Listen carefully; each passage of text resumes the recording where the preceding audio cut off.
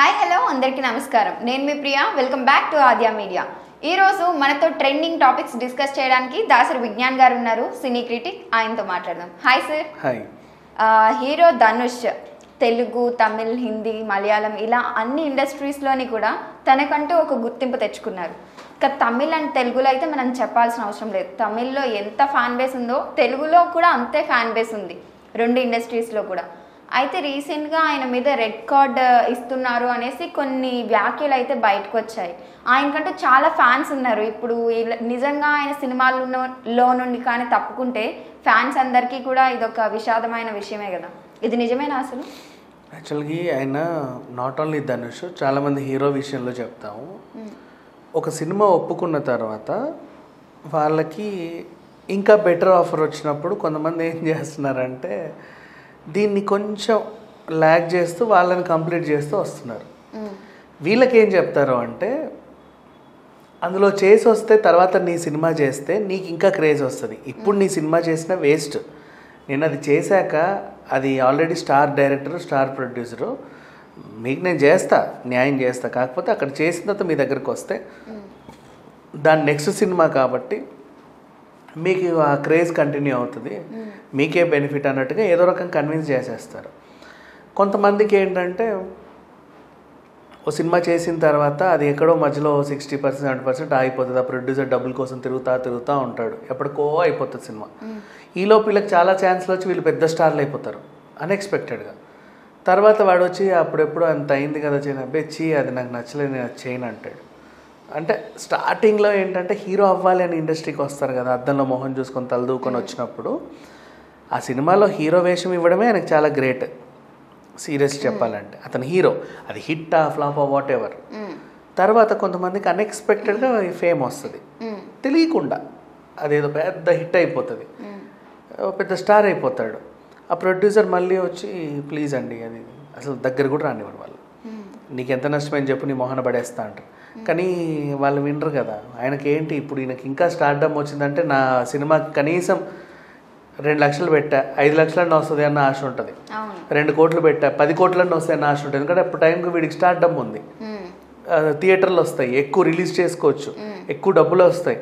కాకపోతే కంటెంట్ ఇప్పుడు ఆయనకు తగ్గట్టు ఉండకపోవచ్చేమో తెలియదు, కానీ ఆయనకు మైనస్ అవుతుంది, కానీ నిర్మాతకు ప్లస్సే. ఇలా కొంతమంది ఉంటారు. ఇప్పుడు ధనుష్ విషయానికి వస్తే శ్రీతేండ్రల్ ఫిలిమ్స్ అనమాట, మళ్ళీ తమిళ్లో. వాళ్ళకి ఇలాగే నీ సినిమా నేను చేస్తాను అని చెప్పి ఒక మాట ఇచ్చాడు. ఇది ఎప్పుడు విడాకులు కేసు, రజనీకాంత్తో విడాకులు, వీళ్ళ కుటుంబంలో దూరంగా ఉన్నారు, మళ్ళీ కలిశారు, అతన్ని వెలివేశారు, ఏవో కొంచెం కెరీర్ కొంచెం ఈ ఫ్లక్చువేషన్స్లో ఉన్నప్పుడు అది ఒప్పుకున్నాడు. అనుకోకుండా నారప్ప సక్సెస్ అయింది, మన నారప్ప తమిళ్లో ఈయన చేశాడు. ఆ తర్వాత 1-2 కొంచెం బాగా ఆడినాయి, అంతకుముందు ఫ్లాప్స్ వచ్చినప్పటికి కూడా. సో ఈయన ఏం చేశాడు, దీన్ని ఇలాగే కంటిన్యూ చేయాలంటే మళ్ళీ అక్కడికి వెళ్ళి తప్పు చేయకూడదు. అది ఎప్పుడు ఒప్పుకున్నాను నేను, కెరీర్ కొంచెం అట్లుండి నేను అంటే అసలే సినిమాలు చేయకపోతే హీరో కనబడలేడు అంటారు, కనీసం ఫ్లాప్ వచ్చినా పర్లేదు వీడు ఉన్నాడు అంటారు. ఇప్పుడు వెంకటేష్ సినిమాలు ఉన్నాయి, ఫర్ ఎగ్జాంపుల్ ఈ బోలాశంకర్ డైరెక్టర్తో షాడో అని ఒక సినిమా తీశాడు.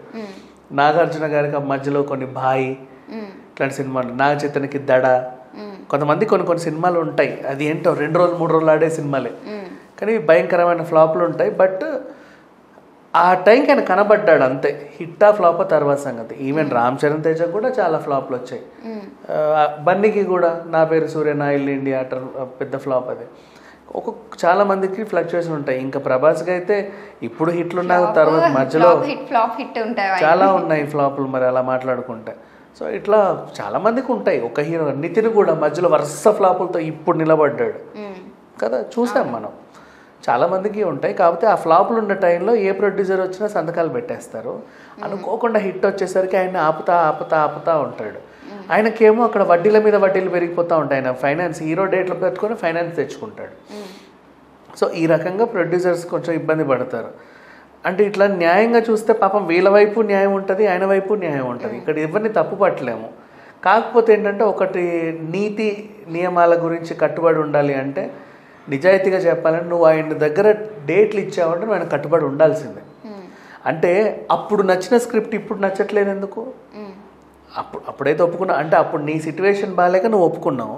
ఇప్పుడు నీ సిచ్యువేషన్ బాగుందా ఆయనకు అన్యాయం చేస్తున్నావు. నువ్వు అట్లాంటి ఉన్నప్పుడు ఎప్పుడన్నా మంచి సినిమా వస్తేనే చేద్దామని నువ్వు 10 ఏళ్ళు ఆగి రావాల్సింది. ఎవడు వద్దన్నాడు? ఇప్పుడు అరవింద్ స్వామి గారు ఉన్నారు, అప్పుడు ఎప్పుడో పోయిన తర్వాత ఇప్పుడు విలన్గా మళ్ళీ సెకండ్ ఇన్నింగ్స్ తీసుకోవాలి. అలానే ఏది పడితే అది చేసి క్యారెక్టర్ ఆర్టిస్ట్ అవ్వలేక. జయపత్ బాబు గారు ఉన్నారు, హీరోగా కొన్నాళ్ళు చేసిన తర్వాత హీరోగా ఫేడ్ అవుట్ అయిన తర్వాత నెక్స్ట్ విలన్గా ఎంట్రీ ఇచ్చాడు. సంథింగ్ అట్లా ఏది పడితే అది చేయాల. తండ్రి క్యారెక్టర్లు ఇవన్నీ పిచ్చి పిచ్చి వేసుకోలేదు ఆయన. సో ఇట్లా ఉంటారు జనాలు. సో ఇప్పుడు ధనుష్కి ఏమైందంటే కొంచెం నెగిటివ్ షేడ్స్ ఉన్న టైంలో ఆయన పరిచయం అయ్యాడు, సినిమా ఒప్పుకున్నాడు, సీ300 ఫిలిమ్స్ అడ్వాన్స్ తీసుకున్నాడు, అంతా అయిపోయింది. ఇప్పుడు నీ అడ్వాన్స్ నీకు ఇస్తా అంటే ప్రొడ్యూసర్ ఎందుకు ఒప్పుకుంటాడు? అవసరం ఏంటి ఆయనకి? ఆయన 4 రోజుల తర్వాత తిరిగి తీసుకోవడానికి ఆయన నీకు అడ్వాన్స్ ఇచ్చింది. అట్లా లేదు, సినిమా చచ్చినట్టు నువ్వు చేయాల్సిందే. సేమ్ ఇలాగే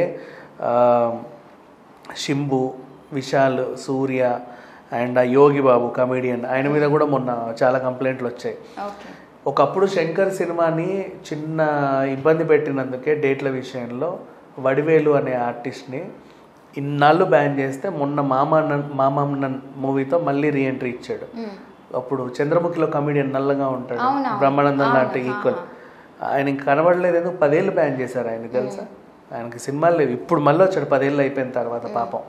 అంటే ఇప్పుడు తమిళ ఇండస్ట్రీలో మనకి రెడ్ కార్డ్ ఇస్తే తెలుగు, హిందీ, మలయాళం మూవీస్ చేయకూడదు అలా అని ఏమన్నా ఉంటుందా? ఇప్పుడు ఆయన అదే చేశాడు. అక్కడ నిర్మాతల మండలి అండ్ నడిగర్ సంఘంలోకి వెళ్ళి నాకు రెడ్ కార్డ్ ఇవ్వండి అని రిక్వెస్ట్ చేస్తున్నాడు. అంటే రెడ్ కార్డ్ ఇవ్వండి అంటే ఫస్ట్ నోటీసులు ఇస్తారు, డైరెక్ట్గా రెడ్ కార్డ్ ఏమి ఇవ్వరు. నోటీసులు ఇచ్చినప్పుడు ఆయన భయపడి సరేనండి మీ సినిమా చేస్తాను అని చెప్పి చేసే అవకాశం ఉంటుంది. నెంబర్ 1. ఒకవేళ ఆయన అయినా ఒప్పుకోకపోతే రెడ్ కార్డ్ ఇస్తే మాత్రం ఇంకా ధనుష్ సినిమాలు రిలీజ్ అవ్వవు, మనం చూడలేము. తమిళ్లో ఆయన హిందీలో చేసుకోవచ్చు, తెలుగులో చేసుకోవచ్చు, సౌలభ్యం ఉంది, ఎవరైనా చేస్తే దానికి సంబంధం లేదు. కాకపోతే వీళ్ళు కూడా ఆలోచిస్తారు, ఎందుకంటే తమిళ ఇండస్ట్రీతో మేము ఇట్లా నెగిటివ్గా వెళ్తే ఇండస్ట్రీ మధ్య ఏమన్నా మళ్ళీ గొడవలు అయ్యి ఉంటాయి కదా. ఇప్పటికే తెలుగు వర్సెస్ తమిళ్ గొడవ నడిచింది. ఎప్పుడు బాహుబలి టైంలో ఈక్వల్ థియేటర్లు ఇస్తే మేము మిమ్మల్ని బాగా ఎంకరేజ్ చేశాము, మరి మా పొన్నియిన్ సెల్వన్ని మీరు కావాలనే ఫ్లాప్ చేశారని చెప్పి ఎప్పటి నుంచో తెలుగు వర్సెస్ తమిళ్ గొడవలు అవుతున్నాయి. అండ్ నెక్స్ట్ ఒకసారి సీతమ్మ వాకిట్లో సినిమాల చెట్టు టైంలో దిల్ రాజు గారు పేట సినిమాకి డేట్స్ ఇవ్వకపోతే 15 సినిమాలు రిలీజ్ అయింది. పేట రజనీకాంత్ది 15 థియేటర్లు ఇచ్చేసరికి రజనీకాంత్కి తెలుగులో థియేటర్స్ ఇవ్వరా అని చెప్పి తెలుగు వర్సెస్ తమిళ్ వార్ మళ్ళీ నడిచింది. మొన్న సంక్రాంతి టైంలో కూడా వారసుడికి థియేటర్లు తక్కువ ఇస్తాము అనే న్యూస్ వచ్చినప్పుడు కూడా బీభత్సమైన గొడవలు జరిగాయి. సీమాన్ అనే డైరెక్టర్, లింగుస్వామి అనే ఇంకో డైరెక్టర్, వీళ్ళందరూ కూడా తీవ్రంగా వ్యతిరేకించారు. సో ఇప్పుడు ప్రజెంట్ కనుక మళ్ళీ ఒకవేళ ధనుష్ బ్యాన్ అయ్యి తెలుగు వాళ్ళు ఏమైనా ఆయనకు అవకాశాలు ఇస్తే కనుక మళ్ళీ తెలుగు తమిళ వారు ఉంటుంది. సో వీళ్ళ మధ్యలో స్నేహ సంబంధాలు విడిపోకుండా ఉండాలంటే ఎవరు సినిమాలు అయితే ఇవ్వరు. సేమ్ వడివేలుకు కూడా అదే జరిగింది. ఆయన 10 ఏళ్ళు బ్యాన్ అయినప్పుడు వేరే ఇండస్ట్రీ తెలుగులో ఆయన అడప కనిపిస్తూ ఉంటారు, తెలుగు సినిమాలు ఇవ్వచ్చు కానీ ఇవ్వలా కావాలని. ద రీజన్ ఇదే. అది కానీ అంత పెద్ద హీరో కాబట్టి మేబీ అంత ఈజీగా బ్యాన్ అవ్వరేమో. ఎంత పెద్ద హీరో ఏంటి, ప్రకాష్ రాజ్ లాంటి వాళ్ళే పీక్ సిచ్యువేషన్లో బ్యాన్ ఎదుర్కొన్నాడు. మరి బ్యాన్ అనేది ఎవరికి లేదు, అంటే పొగరుతో ఎవరు వెళ్ళకూడదు. ఎందుకంటే నీ స్వలాభం నువ్వు చూసుకున్నప్పుడు ఇప్పుడు ఇండస్ట్రీకి నాకు ప్రొడ్యూసర్ ఒకటే, నువ్వు ఒకటే. నువ్వు ఎంత పెద్ద హీరో అయినా సరే, ఎంత చిన్న నిర్మాత అయినా సరే, నువ్వైనా కమిట్మెంట్ ఇచ్చావంటే కట్టుబడి ఉండాలి వాటి రూల్స్ అండ్ బైలాస్ ప్రకారం. నువ్వు దాంట్లో ఏమన్నా ఇట్లాంటివి చేస్తే యాక్షన్ అనేది అందరికీ ఒకటే, ఆల్ ఆర్ ఈక్వల్ అని అంటారు. బట్ ఎంతవరకు అది చేస్తారనేది తర్వాత చూడాలి. Thank you so much. Thank you so much. So చూసారు కదా, ఇది వాళ్ళ ట్రెండింగ్ న్యూస్. మరొక ఇంట్రెస్టింగ్ న్యూస్తో మళ్ళీ మీ ముందు ఉంటుంది ఆద్య మీడియా.